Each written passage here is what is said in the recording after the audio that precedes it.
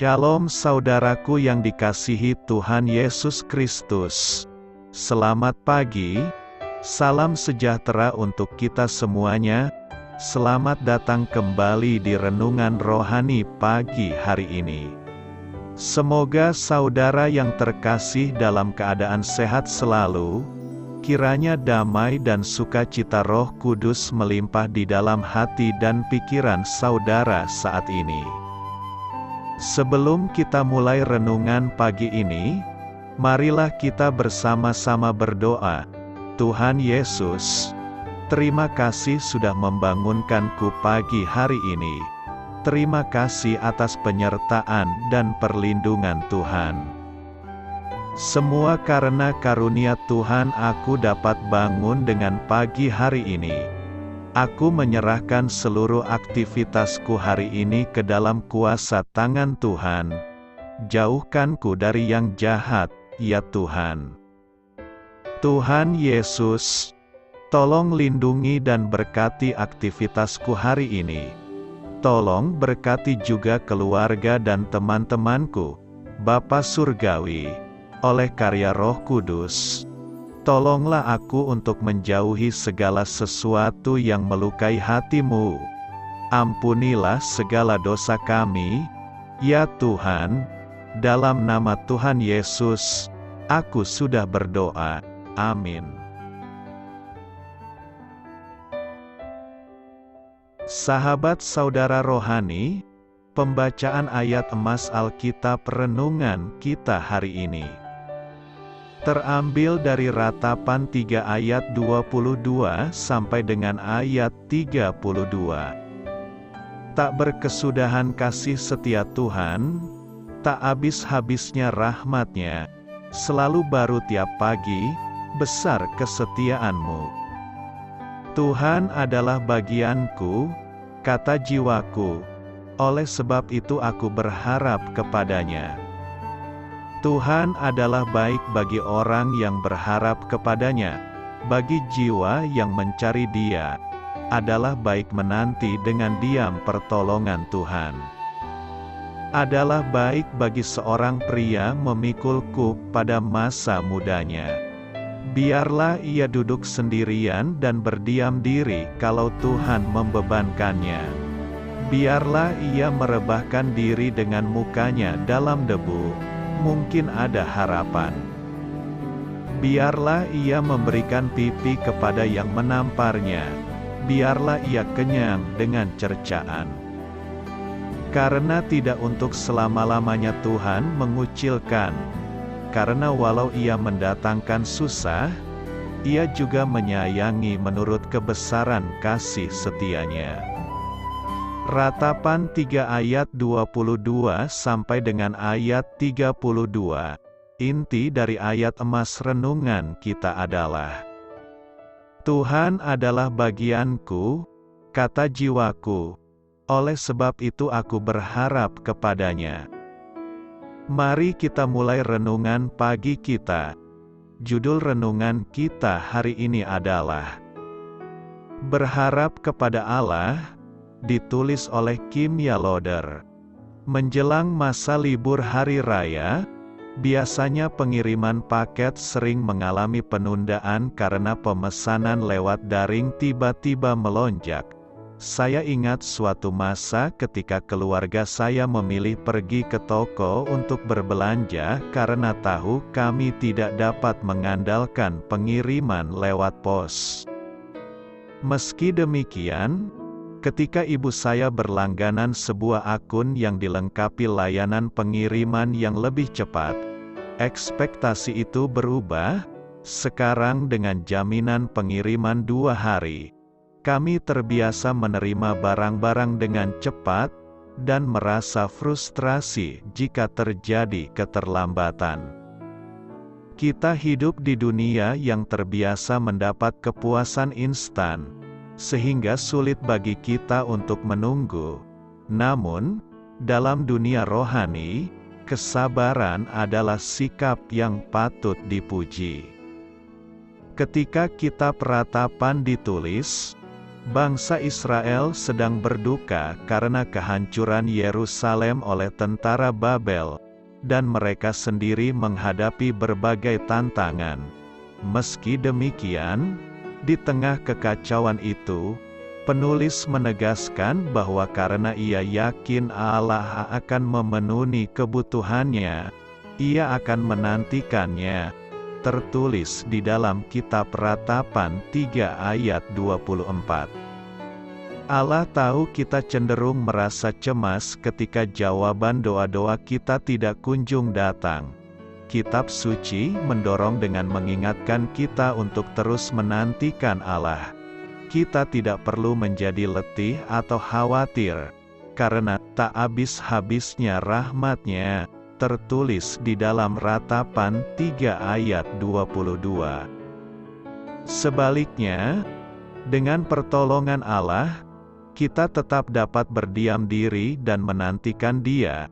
Dapat kita lihat di dalam kitab Mazmur 37 ayat 7, kiranya kita menantikan Allah, dengan mempercayai kasih setia-Nya, bahkan ketika kita bergumul dengan kerinduan dan doa-doa yang belum terjawab. Amin. Marilah kita renungkan di dalam hati kita. Bagaimana selama ini Anda menantikan Allah? Bagaimana Anda dapat mempercayai waktu Allah? Hal ini patut kamu ketahui. Kitab Ratapan adalah kumpulan lagu atau nyanyian penguburan atau ratapan. 4 dari 5 pasal pertama disusun secara akrostik dengan menggunakan 22 huruf dari alfabet Ibrani.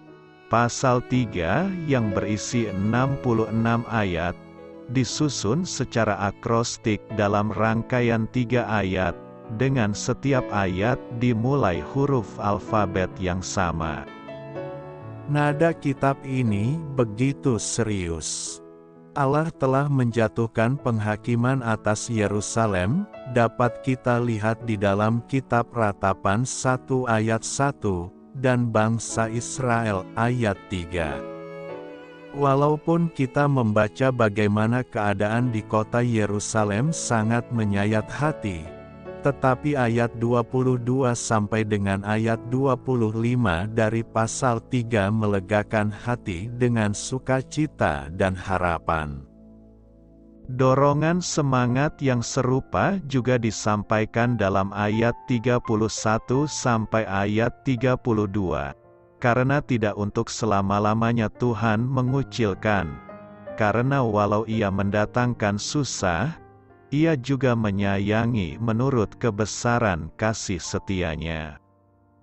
Tidak sedikit orang Kristen hanya menghendaki berkat Tuhan dan tidak mau mengenal Dia. Orang yang beragama menggunakan Tuhannya untuk mencari berkat yang sementara. Demikian juga ada orang Kristen yang menggunakan nama Tuhan demi keuntungan pribadi dan hidup yang nyaman. Ketika Tuhan tidak menuruti kehendak hatinya, mereka menjadi marah kepada Tuhan. Ketika Tuhan belum memberikan berkat-Nya, mereka berusaha untuk menyenangkan hati Dia melalui berbagai pelayanan gerejawi. Ketika Tuhan mengambil berkat-Nya, mereka menjadi kecewa dan berontak kepada Dia.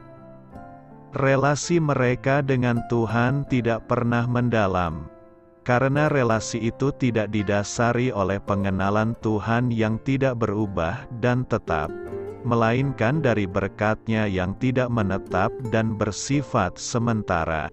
Ini adalah agama ekstrinsik, yang memperalat agama untuk mencapai keuntungan pribadi. Alangkah bodohnya orang yang menilai dan mengukur Tuhan dengan berkat-Nya, bukan mengenal kedalaman sifat-sifat-Nya. Alangkah bodohnya orang yang mempersamakan kemuliaan dan kesempurnaan Tuhan dengan berkat-Nya yang sementara. Pencarian dan pemenuhan keinginan diri adalah sifat dasar manusia berdosa yang rela mengorbankan kebenaran demi kepentingan diri. Mereka mencari berkat Tuhan tapi tidak mau menyangkal diri dan memikul salib, karena hidup yang sesuai dengan sifat alamiah. Hanya orang Kristen dewasa yang mencari dan mengasihi Tuhan, bukan menginginkan berkat-Nya saja. Jika kita mengasihi Allah, maka Ia akan menambahkan berkat-Nya yang sementara untuk menambah sukacita dan menyenangkan hati. Orang yang mengasihi Tuhan akan diberkati-Nya, tapi orang yang diberkati-Nya belum tentu mengasihi Dia. Berkat Tuhan adalah upah kebenarannya dalam hati. Firman berkata, "Carilah dahulu kerajaan Allah dan kebenarannya, maka semuanya itu akan ditambahkan kepadamu." Matius 6 ayat 33. Jika kita hanya menginginkan berkat-Nya saja, maka kita akan melupakan Dia ketika kita memperoleh berkat-Nya. Kalau kita melupakan Dia, maka iman tidak pernah bertumbuh dalam Dia. Barang siapa yang mencari Tuhan, jiwanya akan diterangi oleh Tuhan untuk mengenal Dia dan mampu melakukan kehendak-Nya. Semakin kita mengenal dan mengasihi Dia, semakin kita rela menyangkal diri dan memikul salib.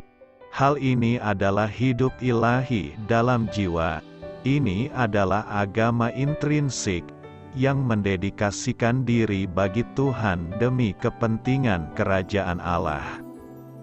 Apakah kita sedang mencari dan mengenal Tuhan yang lebih dalam, atau kita sedang mencari berkat Tuhan guna memenuhi kepentingan diri?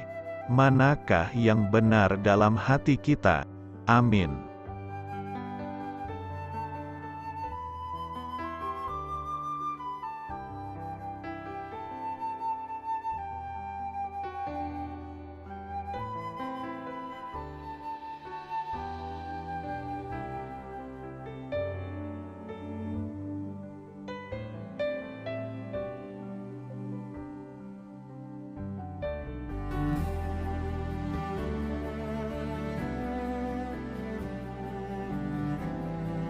Marilah kita renungkan sahabat saudara rohani.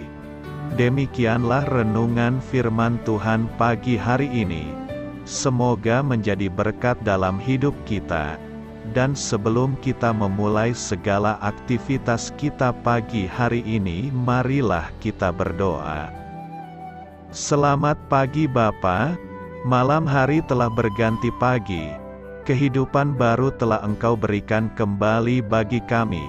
Bapa Surgawi, tolonglah aku menyadari kebutuhan orang lain, supaya aku dapat membagikan apa yang telah Engkau berikan kepadaku.